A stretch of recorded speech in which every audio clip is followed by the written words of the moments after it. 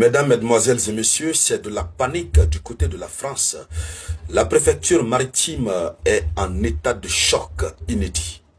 Oui, Paris commence à comprendre le poids réel de ces provocations vis-à-vis des États que la France considère comme étant ennemis. Je vais parler de la Russie et de ses alliés, donc l'axe Russie, Iran, Chine, etc.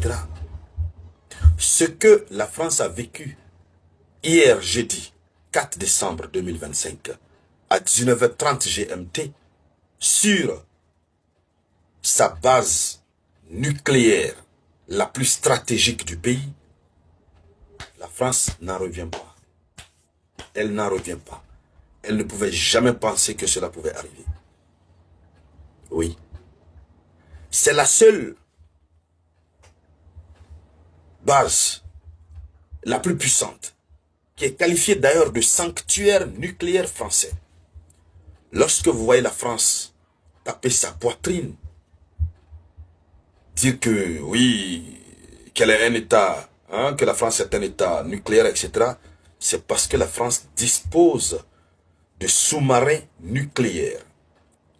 Et là où ces sous-marins nucléaires se trouvent là, c'est là où 5 drones, bien coordonnés, disciplinés, calmes, respectueux du protocole, se sont mis à survoler tout doucement, aller-retour, survoler, faire des reconnaissances, prendre des images, oui, et puis disparaître.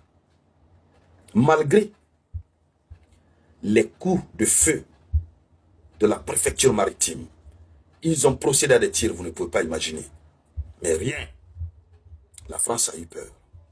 Jusque-là, ça panique, ça tremble. Le parquet est resté silencieux. La préfecture maritime est restée silencieuse, sans aucun commentaire. Mesdames, Mesdemoiselles et Messieurs, comment cela s'est passé?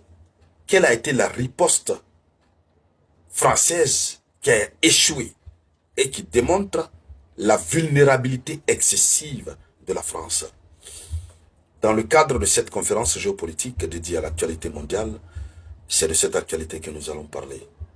Mais avant de continuer, abonnez-vous à cette page.